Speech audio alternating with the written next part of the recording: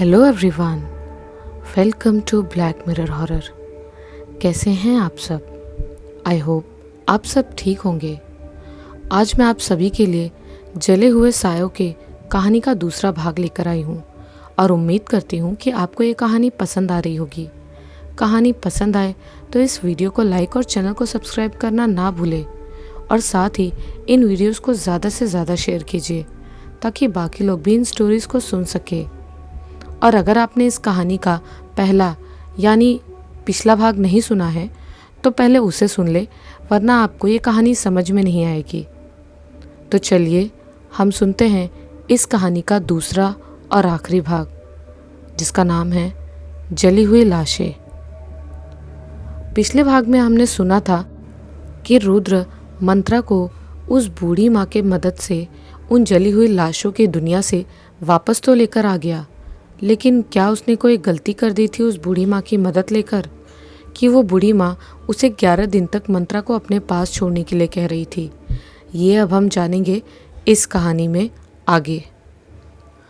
सुबह की पहली रोशनी के साथ रुद्र उस छोटे से कमरे से बाहर निकल आया। उसने देखा मंत्रा अब भी सोई हुई थी। उसकी सांसें सामान्य तरीके से चल रही थी।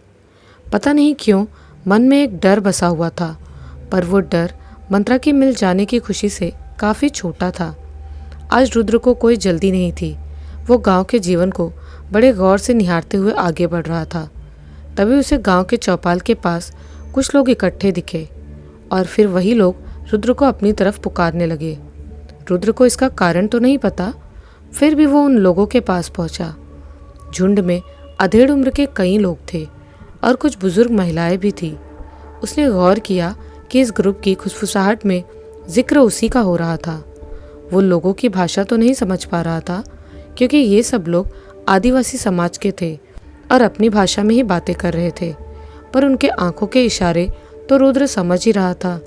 झुंड में से एक सरदार किस्म के आदमी ने रुद्र के कंधे पर हाथ रखते हुए उससे पूछा, बुढ़िया के घर थे ना आप रात भर? और आपकी पत्नी भी वही है ना?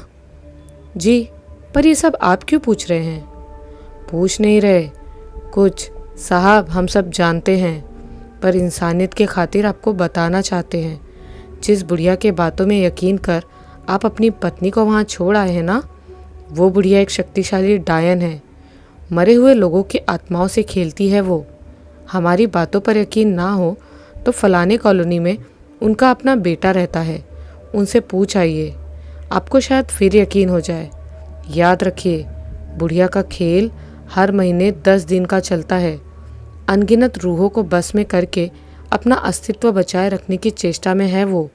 जाइए साहब, हम ज़्यादा कुछ नहीं कहेंगे, नहीं तो फिर पुलिस आकर ले जाएगी हमें डायन को डायन कहने के अपराध में।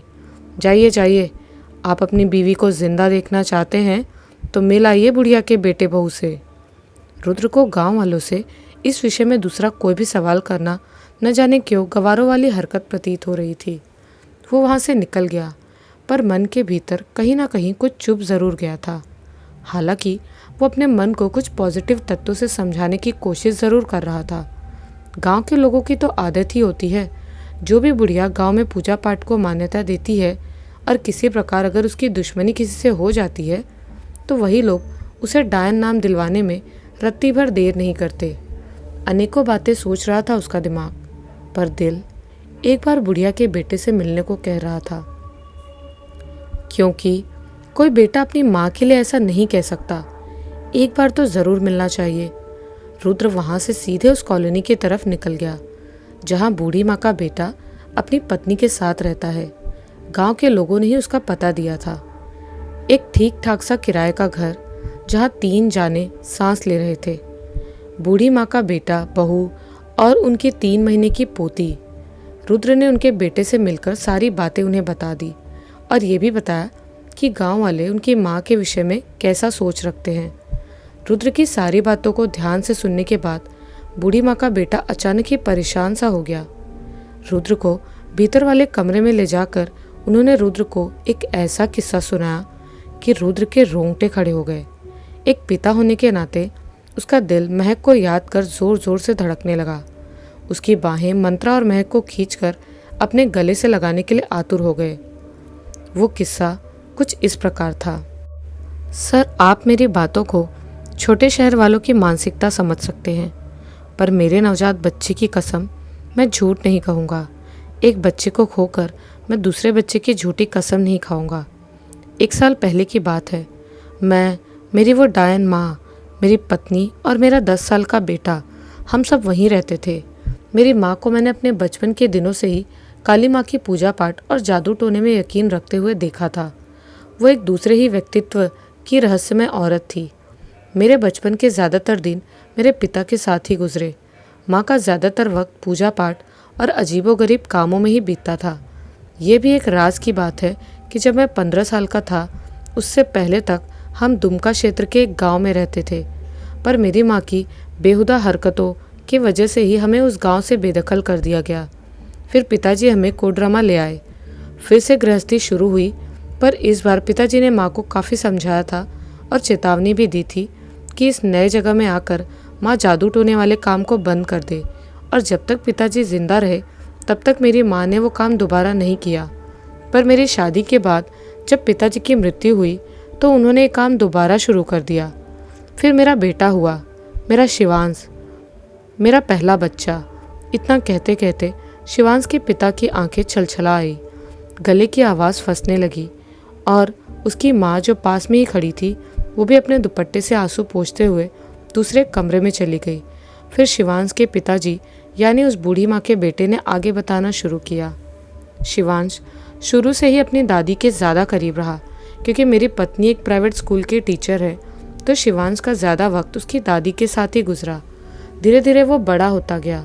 अब वो 10 साल का था और इसी दौरान मेरी पत्नी दोबारा गर्भवती हुई। और फिर इस नए बच्चे के आने की खुशी और परवाह में हम इतने लीन हो गए कि शिवांश पे ज़्यादा ध्यान नहीं दे पाए। करीब 1 महीने तक ऐसा हुआ कि रात के वक्त मेरी माँ शौच के बहाने अपने साथ शिवांश को ही लेकर जाने लगी, एक तय समय पर। क्योंकि गांव में हमारे घर शौचालय नहीं था, इसलिए हम खाली मैदान या नदी के किनारे चले जाया करते थे। हालांकि कई बार शिवांश ने रात के डर के विषय में जिक्र करने की कोशिश की, पर हम उसके अंदर के डर को ख़त्म करने के मकसद में उसकी बात को अनसुना कर देते थे। इसी बीच एक काला दिन गांव में आया, जिस दिन हाईवे के पास वाले खेत में पेट्रोल से भरा टैंकर पलट गया और आग लग गई। गांव की आधी जनसंख्या इस आग में जलकर भस्म हो गई। पूरे गांव में हाहाकार मच गया था। उस दिन मेरी पत्नी स्कूल में और मैं भी अपने दुकान में था। जब आग की खबर मिली तो हम दौड़ते भागते गांव पहुंचे, पर तब तक हमारी दुनिया उजड़ चुकी थी। क्योंकि शिवांश जिंदा लोगों में नहीं था, ना ही वो मुर्दों में मिल रहा था। उसकी दादी का कहना था कि वो भी लोगों के पीछे भागा था, पर कोई जिंदा ही नहीं बचा था, जिससे हम ये पूछते कि शिवांश उन्हें दिखा या नहीं। पत्रकारों और नेताओं से गांव भर गया। हर परिवार में 2 से ज़्यादा लाशें आई थी। मरने वालों के परिवार को मुआवजा मिल रहा था, और इधर मैं और मेरी गर्भवती पत्नी गांव के चप्पे चप्पे में शिवांश को ढूंढ रहे थे। दिल पे पत्थर रखकर हम उसे उन मुर्दों में भी ढूंढ आए थे, पर वो कहीं नहीं मिला। गांव के कुछ बुजुर्ग कह रहे थे कि शायद आग की लपटों को देखकर डर गया होगा, डर कर कहीं चला गया होगा, खुद ही लौट आएगा। पर मन कहाँ मानता है। हम रात भर उसे तलाशते रहे, स्टेशन पे, पानी की टंकी में, हाईवे वाली सड़क के उस पार, पर वो कहीं नहीं मिला।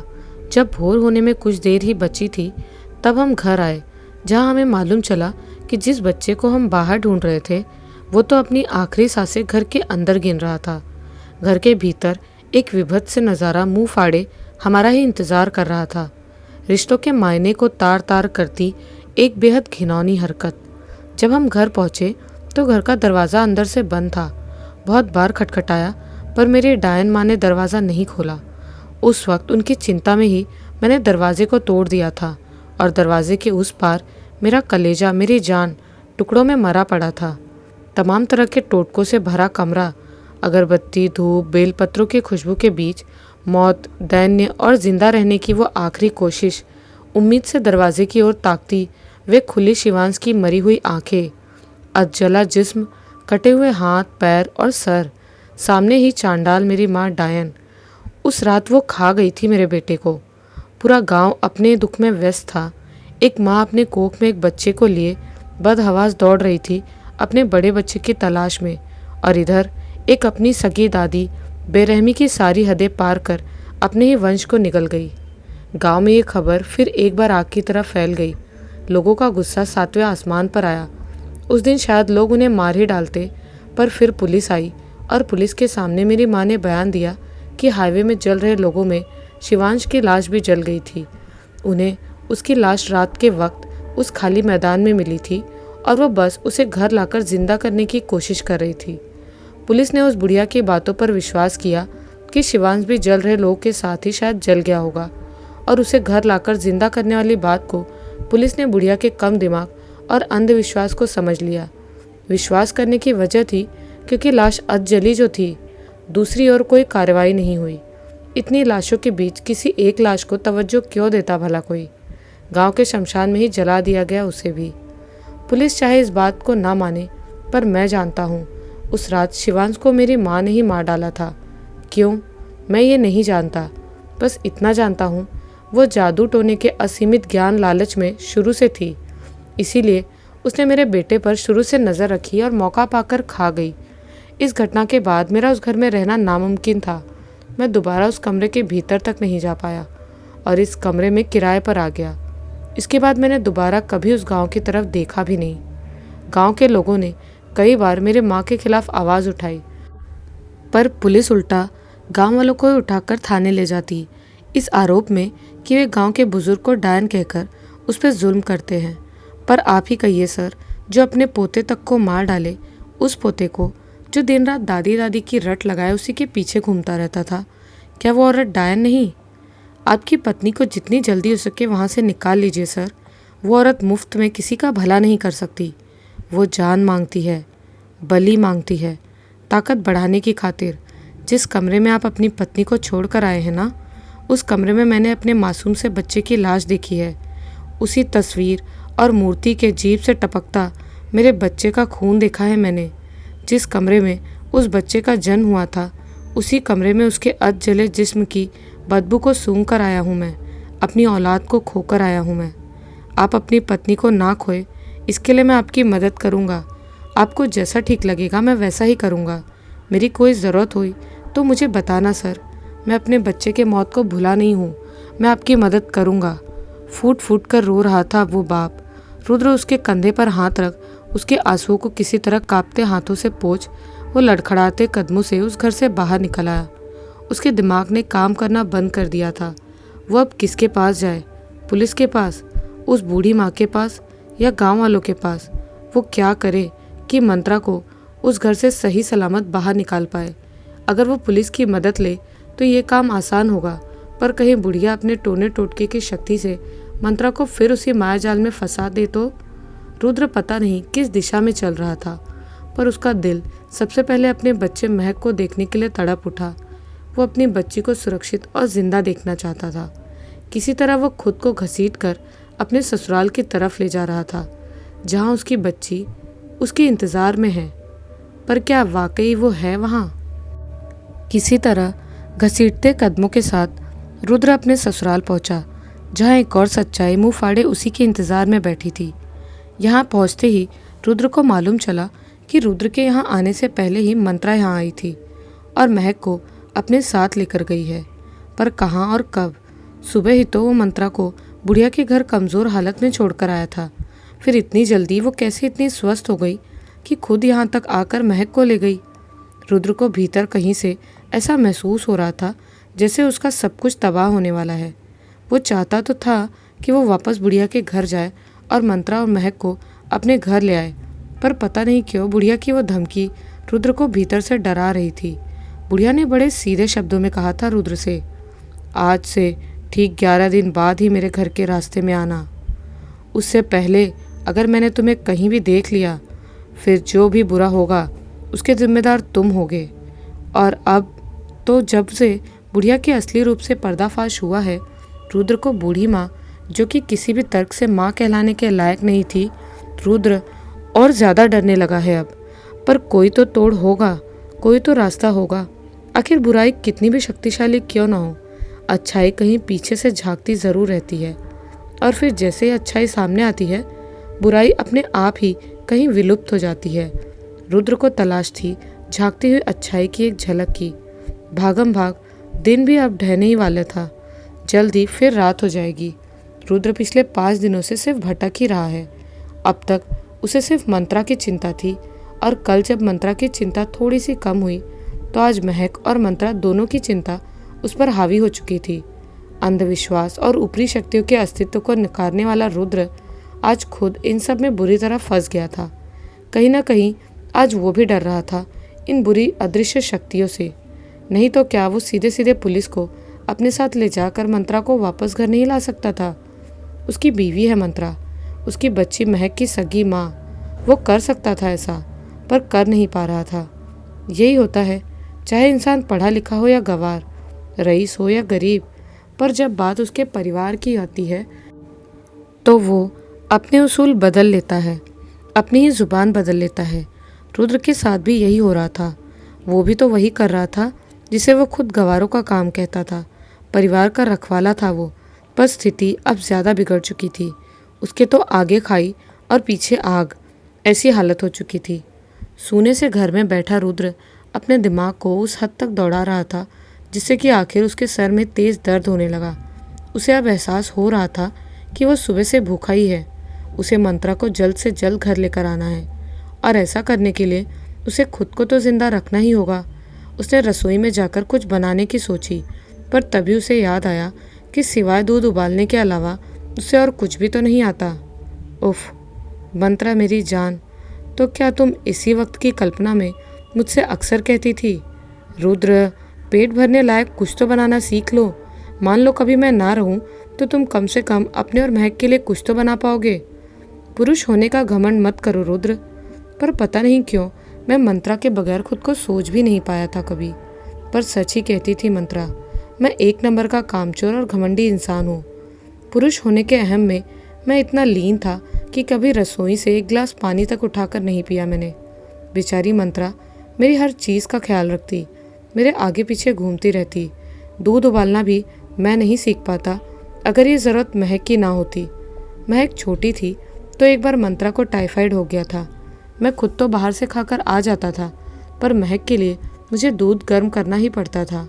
उस वक्त भी मैंने कभी मंत्रा के उपदेशों पर गौर नहीं किया, पर आज लग रहा है जैसे अगर उसकी बात मानकर मैं कुछ पकाना सीख जाता तो आज यूँ खुद को लाचार तो महसूस नहीं करता।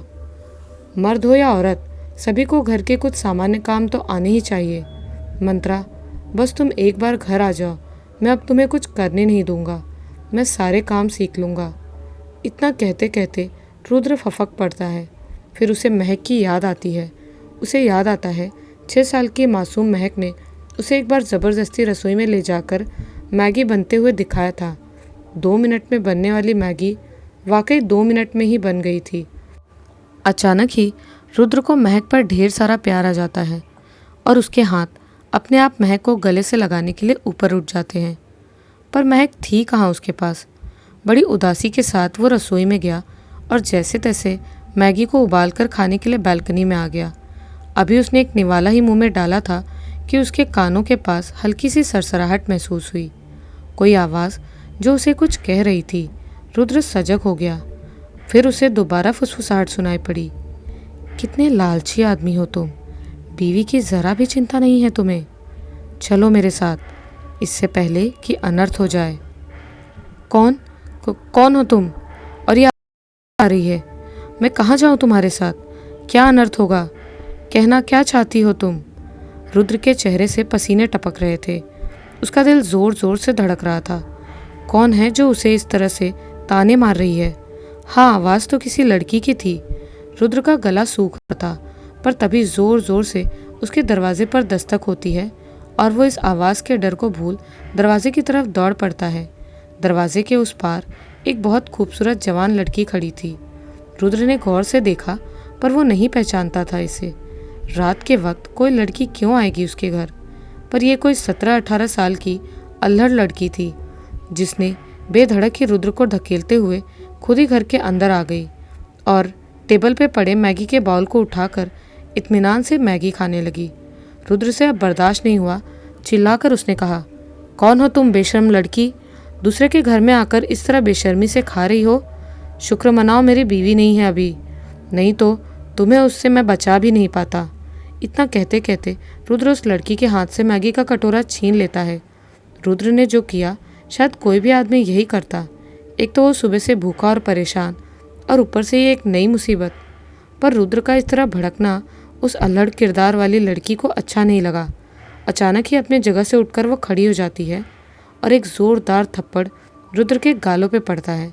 फिर वो गायब हो जाती है, बिल्कुल अचानक, जैसे अभी महज 1 सेकेंड पहले तक वो थी ही नहीं वहाँ।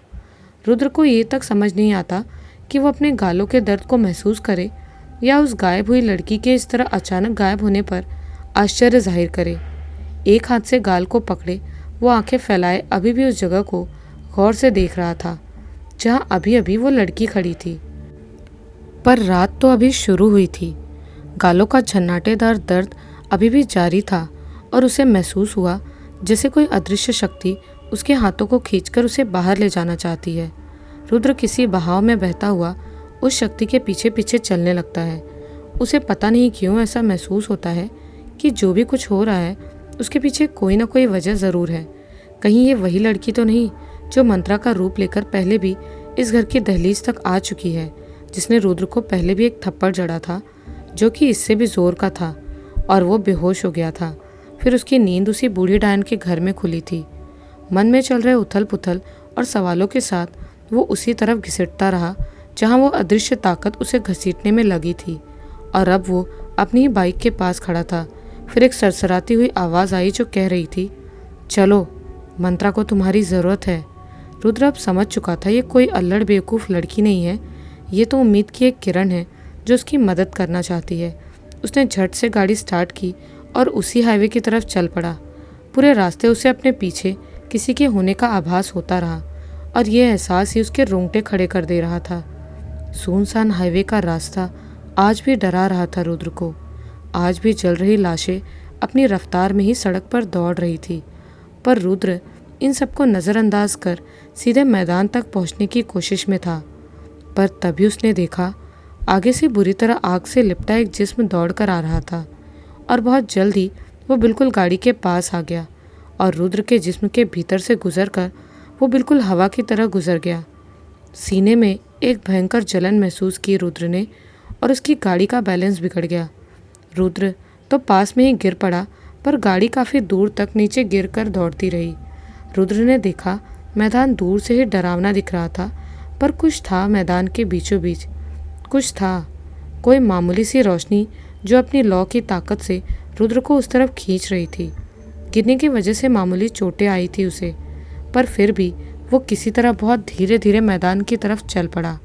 उसने देखा मैदान के बीचों बीच हाथ में दिया जलाए मंत्रा बैठी थी और उसकी गोद में थी महक। इन दोनों को देखकर रुद्र की चाल तेज हो गई। वो अब इन दोनों के करीब पहुंच गया था। महक दूर से ही अपने पिता को पहचान गई थी। पापा कहकर चिल्लाते हुए एक झटके में वो माँ की गोद से उठकर पिता की तरफ दौड़ पड़ी। उस मासूम को क्या पता यहाँ क्या चल रहा था। दोनों बाप बेटे एक दूसरे के गले से लगकर अपना अपना प्यार दर्शाने लगे, जैसे उन्हें किसी और की और दुनिया की परवाह तक नहीं हो।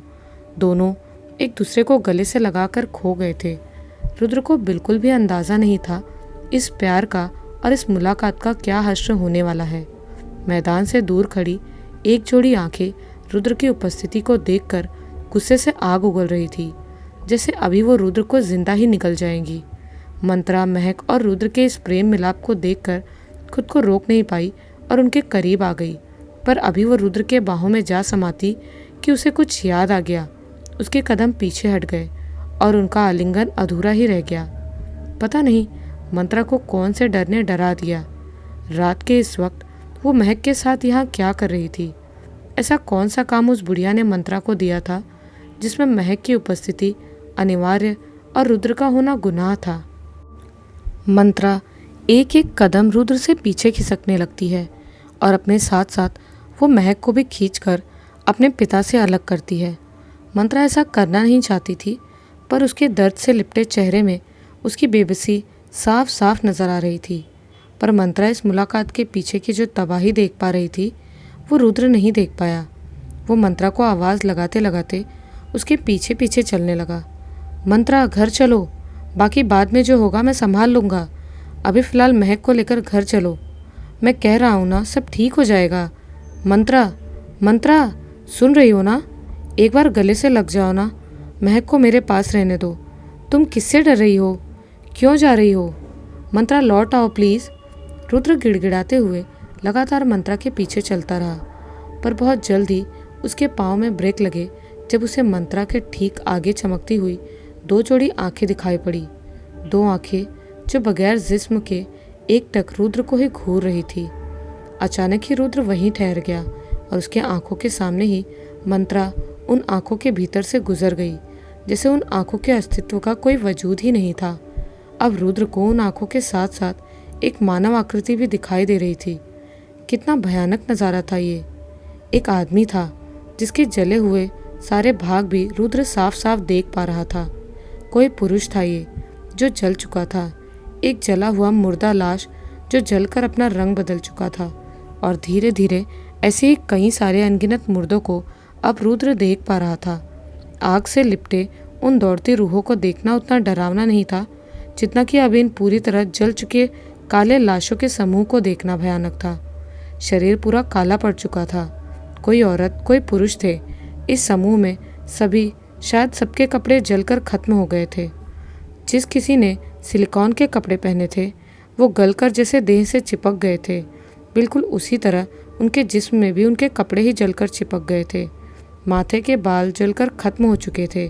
दांत कहीं पे काले, कहीं पे सफ़ेदी बची हुई थी। उफ! और सबसे भयानक थी आंखें, जो रुद्र को इस तरह घूरते हुए देख रही थी मानो अभी पल भर में रुद्र खत्म होने वाला है। रुद्र के होश अब जाने ही वाले थे। इधर मंत्रा बगैर पीछे मुड़े आगे बढ़ती ही चली जा रही थी। पीछे मुड़कर उसने रुद्र के चेहरे के खौफ को भी नहीं देखा। रुद्र अब धीरे धीरे अपने पाँव पीछे की तरफ ले जा रहा था और उसकी तरफ उसी तेज़ी से बढ़ रही थी अनगिनत रूहों की कतारें। रुद्र का गला सूख चुका था, उसके पैर भी लड़खड़ा रहे थे। ऐसा लग रहा था जैसे रुद्र बहुत जल्द ही हार मानने वाला है। और फिर ऐसा वक्त भी आया कि रुद्र उन सबके बीच फंस गया। अब ना वो पीछे जा सकता था ना ही आगे। बीच में वो और चारों तरफ से उसी के नज़दीक आती खतरनाक दिखाई देती अनगिनत रूहें। रुद्र ने अपनी आंखें बंद कर ली। उसने खुद को शून्य में छोड़ दिया। भागने की कोई भी कोशिश नहीं की उसने। पर अभी एक भी जली हुई रूह रुद्र को छू पाती कि ठीक उससे पहले एक बहुत तेज़ हवा का झोंका आया, जिसने रुद्र के आसपास एक कवच बनाकर उसे अपने साथ बहाते हुए ले गया कि वो अब मैदान छोड़ हाईवे वाली सड़क को पार कर उसके दूसरी तरफ पहुंच गया। वो समझ ही नहीं पाया। फिर शांति से पड़े साल के सूखे पत्तों में जब रुद्र को पटक दिया गया तो उस भयंकर उत्पन्न होने वाली आवाज़ से वहाँ की शांति भी चीख पड़ी। हालांकि ज़्यादा कोई चोट रुद्र को नहीं आई थी। प्रकृति भी इतनी जल्दी तांडव नहीं दिखाती जब वो बर्बादी पर अड़ती है, जितनी तेज़ी से इस हवा के झोंके ने अपना काम किया था।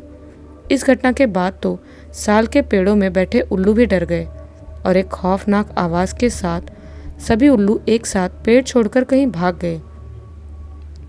पत्तों के गोद में पड़ा रुद्र अभी तक ये सोच रहा था कि ये जो अभी अभी उसके साथ हुआ, क्या ये सच में बस किसी हवा के झोंके का ही काम था या ये कोई और थी, कोई जो रुद्र को उन अनगिनत जली हुई आत्माओं के कैद से दूर ले आना चाहती थी, वही जो रुद्र को घर से यहाँ तक लेकर आई थी। पर हवा के झोंके का तो अब कोई नामो निशान नहीं था। रुद्र ने ही सन्नाटे को तोड़ते हुए आवाज़ लगाई, कौन हो तुम? सामने आओ, मुझे तुम्हारी मदद चाहिए। मैं जानता हूँ तुम जो कोई भी हो मेरी मदद करना चाहती हो। तुमने अभी भी मुझे उन आत्माओं से बचाने के लिए मुझे यहाँ पटका है। मेरे सामने आओ, एक बार मुझे सारी बातें समझा जाओ। क्या करूँ मैं कि मंत्रा और महक को सही सलामत घर ले जा पाऊँ? रुद्र के गिड़गिड़ाते हुए शब्द अभी खत्म ही हुए कि एक आवाज़ ने रुद्र के रोंगटे खड़े कर दिए।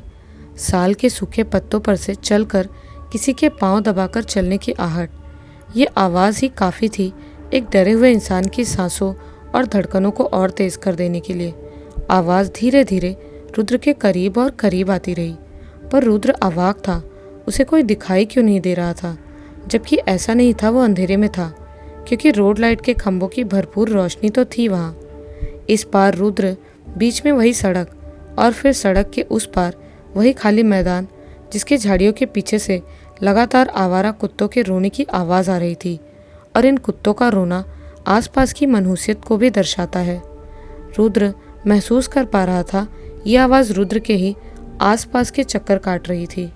कभी ऐसा लगता कि कोई पत्तों पर धीरे धीरे चल रहा है और सूखे पत्ते चरमरा रहे हैं। फिर कभी लगता जैसे कोई हवा में तैर रहा है और बस पत्तों पर उसके पैर लहरा रहे हैं, कोई दबाव नहीं होता पत्तों पर। रुद्र इस वक्त खुद को बहुत लाचार महसूस कर रहा था। उसे ये तक नहीं समझ आ रहा था कि कैसे वो इन जंजालों से बाहर निकले। क्यों अनगिनत जली हुई लाशें उसके ही पीछे पड़ गई हैं। पता नहीं इस चक्रव्यूह से वो कभी मंत्रा को बाहर निकाल पाएगा या नहीं। यही सब सोचते सोचते वो सुबक पड़ा। काफ़ी देर तक उसके आंसू सूखे पत्तों को भिगोते रहे। फिर रुद्र ने गौर किया कि अब पत्तों पर चलने वाली आवाज़ भी आनी बंद हो चुकी थी। वो नहीं जानता किसे, पर वो इधर उधर सर घुमाए किसी को ढूंढने लगा।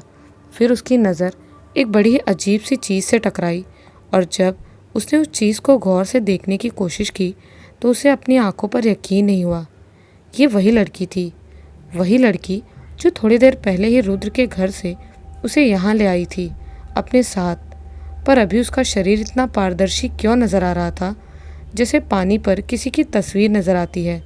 बिल्कुल वैसा ही वो बिल्कुल रुद्र के सामने घुटनों को ज़मीन से टिकाए बैठी थी, और उसका एक हाथ अपने गाल पर था। एकटक वो रुद्र को ही सवाल भरी नज़रों से निहार रही थी।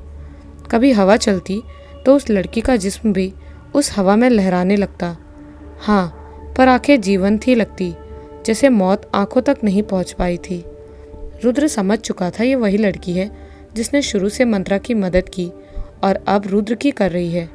मंत्रा ने बताया था कि उसकी भी मौत इसी मायाजाल में फंसकर हो गई थी। रुद्र ने ही बोलना शुरू किया, मेरी मदद करोगी? मुझे मंत्रा और महक को अपने साथ घर ले जाना है। रुद्र के सवाल के बाद ही उस लड़की ने हाँ की दिशा में अपने सर को धीरे से हिलाया था। मतलब वो उसकी मदद करना चाहती है। उसके बाद एक बेहद ठंडी आवाज़ रुद्र को सुनाई देने लगी, घटनाओं को दोहराओ, मदद के लिए तरसते रूहों को ये यकीन दिलाओ कि लोग उनकी मदद करना चाहते हैं। फिर मदद के पवित्र आग में उनको भस्म करो, गांव के लोगों से मिलो, पर सबसे पहले उस बूढ़ी माँ के ताकत को ख़त्म करो। उसके घर में ही नर कंकालों के बीच है एक उसके नाती की खोपड़ी। उसे ढूंढकर पहले उसे जलाकर ख़त्म करो। इन अनगिनत रूहों पर राज करती है वो बुढ़िया, उनको लौटने नहीं दे रही। वक्त के जाल में सिर्फ मंत्रा ही नहीं फंसी थी, फंसी ये सारी आत्माएं। इनको मुक्त करो, घटनाओं को दोहराओ, इनको दिखाओ कि लोग इनकी मदद करना चाहते हैं। पर पहले उस बूढ़ी को कमज़ोर बनाओ। पर याद रखना, ये काम कल के कल ही करो, नहीं तो महक को खो दोगे। कल उसके महापूजा की दूसरी रात है, जिसमें महक की जान लेकर वो अपने नाती को एक तोहफा देगी। जाओ, ज़्यादा वक्त नहीं है तुम्हारे पास। हे भगवान, फिर महक पर खतरा। रुद्र का दिमाग फिर घूमने लगा, और भूख की मार और दिमाग के झटकों की वजह से वो उन सूखे पत्तों में ही धड़ाम से गिर पड़ा। और ये रात भी गुजर गई। समय बस एक दिन का, खेल एक रात का। क्या कर पाएगा रुद्र? क्या अपनी बच्ची की जान को बचाने के लिए लड़ पाएगा वो इन अदृश्य शक्तियों से? क्या गांव के लोग मदद करेंगे रुद्र की? क्या सब कुछ उतना आसान होगा जितने आसानी से उस मासूम सी लड़की की आत्मा ने रुद्र से ये सब करने को कहा? सुबह रुद्र की नींद एक छोटे बच्चे के रोने की आवाज़ से खुली। उसके सर में तेज दर्द था, पर उस रो रहे बच्चे की आवाज़ उसे विचलित कर रही थी। किसी तरह आंखों को खोल वो उस बच्चे को ढूंढ रहा था, जिसके रोने की आवाज़ से ही उसे अपनी महक याद आ रही थी। ये आवाज़ असल में रुद्र को नहीं, बल्कि रुद्र के भीतर बसे उस पिता को कुरेद रही थी। आवाज़ें लगा रही थी कि उठो और लड़ो, ले आओ अपनी मासूम सी बच्ची को। बच्चे की रोने की आवाज़ जैसे रुद्र को ताने मार रही थी। कैसे पिता हो तुम? तुम्हारे जिस्म के मात्र मामूली सी ज़रूरतों ने देखो आज तुम्हारे परिवार को किस मोड़ पे ले आए। नाजों से पल रही तुम्हारी लाडली आज किस हाल में है, तुम्हें अंदाज़ा भी है? वाकई कहाँ की महक कहाँ पहुँच गई, और किसकी वजह से? सिर्फ और सिर्फ रुद्र की वजह से। ना ही वो अपनी सुंदर सी गृहस्थ जीवन को नज़रअंदाज कर पैसे से मिले देह सुख की तरफ आकर्षित होता, ना ही मंत्रा और महक आज इतने बेहाल होते। अचानक ही रुद्र उठ बैठा, जैसे उसे कोई मतलब नहीं कि वो कहाँ है, किनके साथ है, कैसे वो यहाँ पहुँचा। वो बस किसी तरह दौड़कर उस मैदान तक पहुँचना चाहता है जहाँ कल रात उसे मंत्रा और महक मिली थी। पर उसके खड़े होकर भागने से पहले ही दो मजबूत हाथों ने उसे पकड़ लिया, और रुद्र को रोकने वाला हाथ था महेंद्र का, यानी उस बूढ़ी माँ का बेटा। अब रुद्र ने गौर किया कि वो तो महेंद्र के उसी किराए वाले घर में है जहाँ वो एक दिन पहले ही आया था, और बच्चे के रोने की आवाज़ भी महेंद्र की 2 महीने की बेटी की थी। अब रुद्र सोच रहा था कि वो उस मैदान से यहाँ तक पहुँचा कैसे, पर रुद्र के सवाल पूछने से पहले ही महेंद्र ने खुद ही बताना शुरू किया। मुझे मालूम था यही होगा, आप ज़रूर वहाँ जाएंगे रात में, क्योंकि आपको अपनी पत्नी की तलाश तो होगी ही, और मेरी माँ रात में ही पूजा के लिए जाती है, तो आपकी मुलाकात उनसे रात में ही हुई होगी। पता नहीं क्यों आधी रात को ही मन बड़ा बेचैन लग रहा था, इसलिए मैं भोर के पहले पहर के साथ ही उस हाईवे की तरफ निकल पड़ा, और मेरे सोच के मुताबिक ही पहले आपकी गाड़ी, फिर मैदान की दूसरी तरफ आप भी बेहोश पड़े मिले। अपने कुछ दोस्तों की मदद से मैं आपको यहाँ तक ले आया हूँ। रुद्र सर, मैं बस आपसे कहना चाहता हूँ कि जल्दबाजी में कोई भी काम न करे। रात के वक्त हाईवे की तरफ अकेले जाना आपकी जान बड़ी आसानी से ले सकता है। इतना कहकर महेंद्र चुप हो गया, पर रुद्र का दिमाग चलता रहा। घटनाएं दोहरानी होगी, और ये काम रुद्र के अकेले के बस का तो नहीं है। उसने सारी बातें एक सांस में महेंद्र को बताई कि कैसे एक अनजान लड़की की रूह ने महेंद्र की मदद की। उसने कौन से तरीके बताए इस समस्या के समाधान के लिए। महेंद्र बड़े गौर से रुद्र की बातों को सुनता रहा। फिर दोनों ने आपस में बहुत सी बातें की और कुछ तय किया। इसके कुछ देर बाद ही रुद्र और महेंद्र एक साथ घर से निकल पड़े। रुद्र की हालत अब पहले से बेहतर थी, क्योंकि उसने एक लंबी नींद ली थी, और महेंद्र के घर से निकलने से पहले उसने नहा धोकर खाना भी खा लिया था। दोनों ही गांव की तरफ चल पड़े। फिर महेंद्र उस बूढ़ी माँ के घर पहुंचा। बुढ़िया अपने बेटे को देखकर ठिठक गई। उसे पहले लगा कि महेंद्र उनके लिए कुछ बुरा ही सोच कर आया है, पर बेटे की आंखों में जब उसने माया और दया के मिश्रित आंसू देखे तो उसका हृदय भी पिघल गया, और माँ बेटे दोनों ही एक दूसरे के गले से लगकर फफक पड़े। घर के भीतर वाले कमरे में मंत्रा और महक भी डर कर बैठे थे। पर्दों की आड़ से मंत्रा भी इस मिलाप की गवाह बन रही थी। महेंद्र ने माँ से कहा कि माँ, अब मैं आपके बिना नहीं रह सकता। जो भी हुआ उसे भूल जाना चाहता हूँ और सब परिवार घर लौटाना चाहता हूँ, पर आपकी बहू आपसे नाराज़ है। वो कहती है कि जब तक माँ उसे खुद लेने नहीं आएगी तब तक वो और आपकी नाती नहीं आएंगी। माँ, आप उन्हें ले आए ना, हम सब आपके बिना अधूरे हैं। इतना कहकर महेंद्र उसके माँ के पैरों में गिरकर रोने लगा, और बेशर्म बुढ़िया सोचने लगी कि शिवांश के जाने के बाद अब अगर उसकी बहन से भी मेरा काम बने तो इसमें कोई बुराई नहीं है, तो इसके लिए बेटे बहू को भी घर में रख सकती है। उसने भी बड़ी चालाकी से अपने मनोभाव को छुपाकर बेटे को अपने पैरों से ऊपर उठाया और कहने लगी, बोल बेटे, कहाँ हैं वो दोनों? मैं अभी ले आती हूँ उन्हें उनके घर। ये घर उनका ही तो है। मैं कौन होती हूँ उन्हें रोकने वाली? तुम्हें तो उन्हें भी साथ ही ले आना चाहिए था। फिर भी बता, कहाँ मिलेंगे? बोल, मैं ले आती हूँ। पर सुन, वो अंदर वाले कमरे में एक औरत और उसकी बच्ची है। उसका मर्द उसे यहाँ ठीक करने को छोड़ गया है। ये भी अगले 9 दिन हमारे साथ ही रहेगी। बेचारी के ऊपर प्रेत आत्माओं का साया है। देखना, मेरी गैर हाजिरी में कोई इनसे मिलने ना आए, नहीं ये इस घर से बाहर निकल पाए। मैं जल्दी ही उन्हें लेकर लौट आऊँगी। महेंद्र ने भी माँ को उसके किराए के घर का पता दे दिया और घर में बैठ गया। बुढ़िया डंडे के सहारे से किराए के घर की तरफ चली गई, इस इरादे से कि वो अपना अगला शिकार लाने जा रही है। पर वो कहाँ जानती थी कि उसके पीठ पीछे क्या क्या होने वाला है। उसकी बनाई बुरी दुनिया अब खत्म होने वाली है। इसी तरह बुढ़िया के घर से निकलते ही एक कार बुढ़िया के घर के बाहर आकर रुकी, और मंत्रा और महक को उस घर से निकालकर उस कार में बैठा दिया गया। कार गांव के पथरीले रास्तों से होते हुए शहर की तरफ दौड़ पड़ी।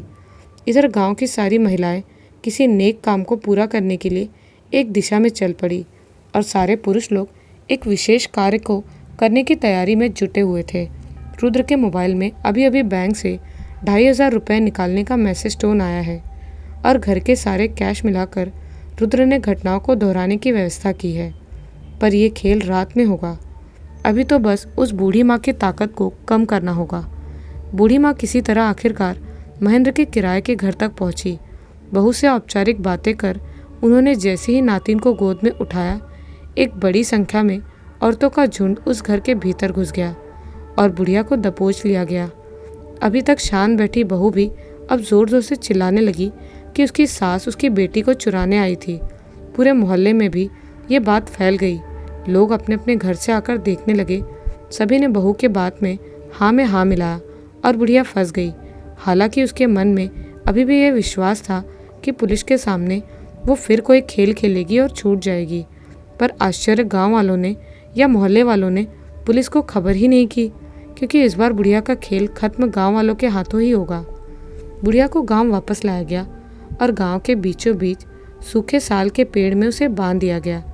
बहुत से लोग उसके आसपास ही थे जो लगातार उस पर नज़र रखे हुए थे।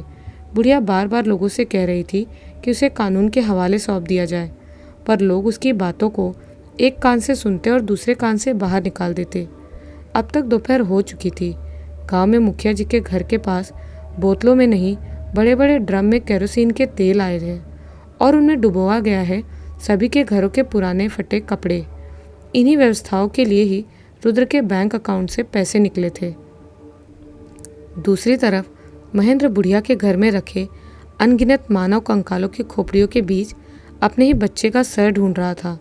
बहुत मुश्किल से वो पहचान पाया जब उसने गौर किया कि सभी खोपड़ियों के बीच एक ऐसा सर भी है जो सबसे छोटा है, यानी यही उसके बेटे का सर था। क्या एक पिता के लिए आसान था अपने ही बच्चे के सर को देखना? वो उस खोपड़ी को ही सीने से चिपकाए फूट फूट कर रो पड़ा। फिर खुद को संभाला और याद करने लगा वो दिन। उस दिन गांव का हर घर अपने अपने दुख में खोया हुआ था। वो शायद 1 या 2 लोग के साथ जाकर गांव के नदी किनारे की गीली मिट्टी को खोदकर अपने अध जले बेटे की लाश को दफना आया था। पर उसकी डायन माँ ने तो उस बेटे के कंकाल तक को नहीं बख्शा। उसने उस सर को लाल कपड़ों में ढक लिया और उसे लेकर बुढ़िया के पास गया और सामने वहीं बैठ गया। बुढ़िया लगातार महेंद्र को गालियाँ देती रही। खोपड़ी को महेंद्र के हाथों देखकर तो उसका दिमाग ही काम करना बंद करने लगा। जाने अनजाने वो अपने ही काले कारनामों के किस्से सुनाने लगी कि कैसे उसने शुरू से खुद को मरे हुए लोगों से जोड़ने की राह पकड़ी ताकि वो दुनिया की सबसे ताकतवर डायन बने और उस गुत्थी का हल निकले जिसने बचपन के दिनों से ही उसे परेशान कर रखा है। सब कुछ उसके ही इशारे पर चले। बुढ़िया कम उम्र में ही अपनी माँ को खो चुकी थी। सौतेली माँ ने जीना हराम कर रखा था। कभी कभी जब वो माँ को याद कर रोती रहती तो उसे बिल्कुल नज़दीक अपनी माँ दिखाई देती। वो चेहरे को तो नहीं देख पाती क्योंकि उसकी माँ का पूरा चेहरा एक सफ़ेद रोशनी से ओत-प्रोत होकर चमकता रहता था। वो उसे अपने पास बुलाती थी। फिर बुढ़िया माँ के नज़दीक जाकर जैसे ही उन्हें छूने की कोशिश करती तो अचानक ही वो साया गायब हो जाता।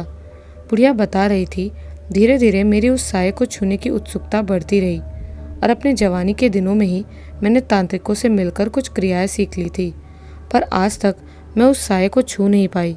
सभी तांत्रिक मुझसे कहते हैं कि अगर मेरे पास अपार शक्तियाँ आ जाए तो मैं उस साये को शायद कभी छू ज़रूर पाऊंगी। इसके लिए जिस तांत्रिक ने मुझे जैसा कहा मैंने वैसा ही किया।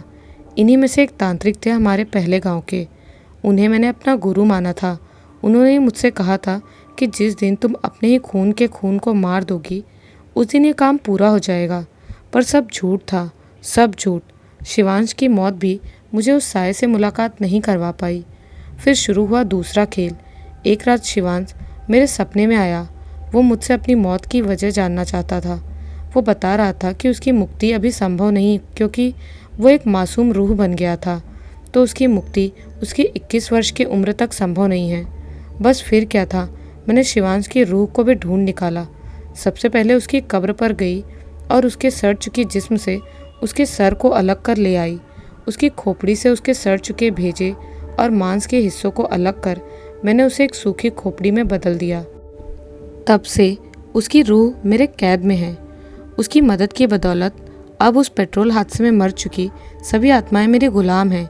एक एक कर मैं सभी भटकती रूहों को कैद कर लूँगी और फिर मेरी मुलाकात मेरी माँ की रूह से भी हो जाएगी। उन सारी रूहों को मैंने समय के मकर जाल में फंसा दिया है। वे कभी वहाँ से मुक्त नहीं हो पाएंगी। पर जब मंत्रा उन लोगों के बीच फंसी और उसने जब बार बार वहाँ से महक को आवाज़ लगाई, तो शिवांश की रूह महक को देखने के लिए, उसके साथ खेलने के लिए तड़प उठी। क्योंकि बच्चा ही था वो, उसी ने मुझसे महक की मांग की और उसकी ख्वाहिश तो मुझे पूरी करनी ही थी। इसीलिए मैं मंत्रा और रुद्र से झूठ कहकर आज महक की आहुति देने ही वाली थी। देख महेंद्र, वैसे तो मैंने सोचा था कि तेरी 2 महीने की बेटी के रूह का तोहफा भी मैं शिवांश को दूंगी, पर अब जब तुमने मुझे कैद कर लिया है, तो अगर तुम मुझे बस आज रात के लिए छोड़ दो तो मैं तुम्हारी बेटी की जान बख्श दूंगी। पर महक की मौत ज़रूरी है, तुम्हारे बेटे ने ही जिद की है। इतना कहकर बुढ़िया चुप हो गई और महेंद्र बगैर किसी बात का जवाब दिए ही वहाँ से उठकर चला गया। वो सीधे गांव के लक्ष्मी नारायण मंदिर गया और वहाँ से मंदिर के भीतर शान से जल रहे दिए की पवित्र रोशनी की आग ले आया और फिर लकड़ियों के सहारे उसने लाल कपड़ों में लिपटे अपने बेटे शिवांश के सर को स्वाहा कर दिया। इस तरह शिवांश की रूह ईश्वर के कैद में चली गई, क्योंकि उसने भी बुराई का साथ दिया था। इधर जैसे जैसे खोपड़ी जल रही थी, बुढ़िया की चित्कार की आवाज़ भी तेज़ हो रही थी। फिर जब वो खोपड़ी पूरी तरह जलकर भस्म हुई तो बुढ़िया भी बिल्कुल शांत पड़ गई। उसे समझ आ गया कि अब शायद अंत उसका निकट है। धीरे धीरे शाम होने लगी, अंधेरा बढ़ने लगा। सारी चीज़ें लगभग तैयार हो चुकी थी। अब बस खेल शुरू होना था, वो खेल जिसे रुद्र और महेंद्र ने मिलकर तैयार किया था। और इस खेल को अंजाम तक पहुंचाने के लिए गांव का एक एक इंसान साथ था, क्योंकि सभी चाहते थे हाईवे वाली अनगिनत जल रही लाशों से सभी को छुटकारा मिले। मशाल जलाए गाड़ी तैयार हुई। मुखिया जी के घर का पुराना ट्रैक्टर, जिसके चक्के भी अब घिसकर ख़त्म हो चुके थे, उसे बाहर निकाला गया। उसे चलने लायक तैयार किया गया और उसमें लोड किया गया बड़े बड़े ड्रमों में भरा हुआ केरोसिन का तेल। सड़क किनारे खेतों में जहां उस वक्त भी आग लगी थी, वहां उन कपड़ों को बिछाया गया जो पूरी तरह केरोसिन के तेल में भीगे हुए थे। मंत्रा फिर आई रात के वक्त, सुंदर सी तैयार होकर, महक को साथ लेकर, हाथ में मंदिर के दिए की पवित्र रोशनी को लेकर। बुढ़िया को भी सड़क के पास ले आया गया। सारे गांव वाले यहाँ उपस्थित थे। खेल उसके आखिरी अंजाम पे था। फिर एक साइकिल चलाता बच्चा आया और ट्रैक्टर के आगे लड़खड़ाया। ड्राइवर ने गाड़ी से निकलते निकलते जानबूझकर जंग लगे ट्रैक्टर को नीचे खेत में गिरा दिया और इसी के साथ केरोसिन का तेल पानी की तरह खेत की पगडंडियों में बहने लगा। सभी जल रही लाशें उस तेल के आसपास आ गए, पर ज़्यादा कोई नहीं, बस वो बुढ़िया और मंत्रा देख पा रही थी उन जल रही लाशों को उस जगह। बुढ़िया बार बार उन सब से कहती कि वे उस जगह ना जाएं, पर लाशें तो वक्त के चक्रव्यूह में फंसे हुए थे। उन्हें तो ये सब भी वर्तमान जैसा लग रहा था। मंत्रा धीरे धीरे उस जगह तक पहुंची और दिए की लौ से उसने बड़े सावधानी से उन कपड़ों में आग लगा दी। बस फिर क्या था, धू धू कर खेत फिर जल उठा। सारी आत्माएं उस पवित्र आग की चपेट में आ गई और फिर उसी दिन की तरह आग लिपटे जिस्म के साथ भागने लगी सड़क में इधर उधर। उस दिन तो किसी ने उनकी मदद नहीं की थी, पर आज पूरा गांव ही उनके मदद को सड़क पर उतर गया और इस वजह से उन रूहों को बड़ा सुकून मिला। वे एक एक जिंदा इंसान के गले से लगते और हमेशा हमेशा के लिए विलुप्त हो जाते, मुक्त हो जाते। हालांकि रूहों की मदद करते वक्त उस इंसान को एक भयानक दर्द से गुजरना पड़ता, पर वो दर्द क्षणिक ही होता। ऐसा लगता जैसे उनके सीने के भीतर से कोई जलता हुआ खंजर आर पार हो गया। खैर, बहुत सारी तकलीफ़ों को झेलने के बाद आखिरकार एक एक कर सारी रूहें मुक्त हुई। सारे गांव वाले एक जगह इकट्ठे थे। मंत्रा भी उन सबके साथ ही थी। तभी मंत्रा ने धीरे से आवाज़ लगाई, कुमुद सामने आओ। और इसके साथ ही एक पतली दुबली छरहरी सी लड़की सबके सामने प्रकट हुई। रुद्र ने सबसे कहा कि ये भी एक रूह ही है। इस सड़क के मकर जाल में ये भी फंस गई थी और इसकी जान भी चली गई थी। इसी के मदद से आज ये काम पूरा हुआ। असल में कुछ महीनों पहले कुमुद इस सड़क से गुजरते हुए अपने घर जा रही थी। वो रिक्शे में थी, तभी उसे भी सड़क में भागते जल रहे इंसानी जिस्म दिखे थे और वो उनकी मदद के लिए दौड़ पड़ी थी। रिक्शा वाला पीछे से उसे रोकता रहा, पर उसने उसकी एक ना सुनी और इस वक्त के खेल में फंस कर रह गई। बाद में भूख, कमजोरी और मानसिक अशांति के वजह से उसकी मौत हो गई थी और उसकी रूह यहाँ पर भटक रही थी। एक मजबूत इरादों वाली कुमुद के रूह को ये बुढ़िया कभी कैद नहीं कर पाई। इस तरह कुमुद बुराइयों से बची रही और पहले ही दिन से वो मंत्रा की मदद करती रही। इसीलिए अब कुमुद की मुक्ति के लिए हमें इस मैदान में एक पवित्र पूजा करवानी है जिसमें कुमुद मुक्त हो पाए। मैंने सभी तैयारियां कर ली हैं, बस आप सब मेरे साथ रहिए। मैदान के बीचों बीच फिर सिंदूर और हल्दी से घेरा बनाया गया और उस घेरे के बीच सभी गांव वाले आ गए। सभी में वो बुढ़िया भी थी। पवित्र घेरे में समा कर ही बुढ़िया का हाल बुरा हो गया। वो ज़ोर ज़ोर से चिल्लाने लगी, पर कुमुद की रूह ने उसे ज़ोर से अपनी बाहों में जकड़ लिया। बुढ़िया के लिए शायद ये और भी ज़्यादा तकलीफ देह था। उसकी चीखने की आवाज़ से पूरा मैदान गूंज रहा था। इतना डरावना नज़ारा कि बेचारी महक का डर कर बुरा हाल था। अपने पिता की गोद में चिपकी वो खुद को सुरक्षित मान रही थी। सभी गांव वालों ने मिलकर उस घेरे के भीतर ही कुमुद की मुक्ति के लिए काली माँ से प्रार्थना की और आंखें बंद कर किसी चमत्कार का इंतजार करने लगे।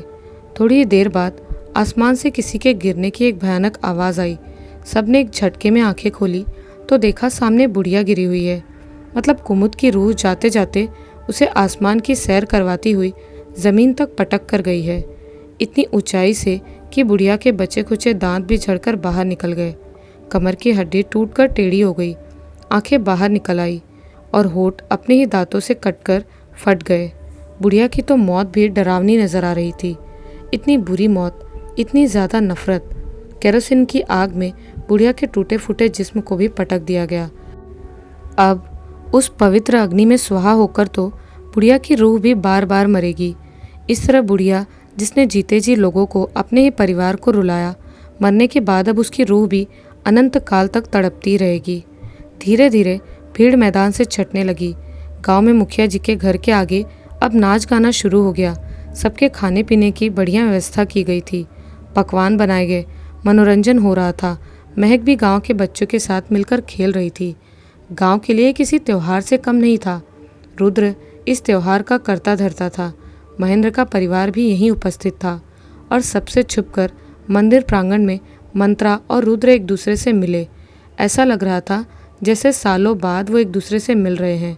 ईश्वर को साक्षी मानकर रुद्र मंत्रा के सर पे हाथ रखकर अनगिनत कस्में खा रहा था और उसके आंखों की सच्चाई ये बता रही थी कि रुद्र अब मरते दम तक उन वादों और कस्मों का ख्याल रखेगा। थोड़ी ही देर में सुबह की रोशनी फैली और रुद्र अपने परिवार को यानी मंत्रा और महक को लेकर अपने सुंदर से घर की तरफ रवाना हो गया।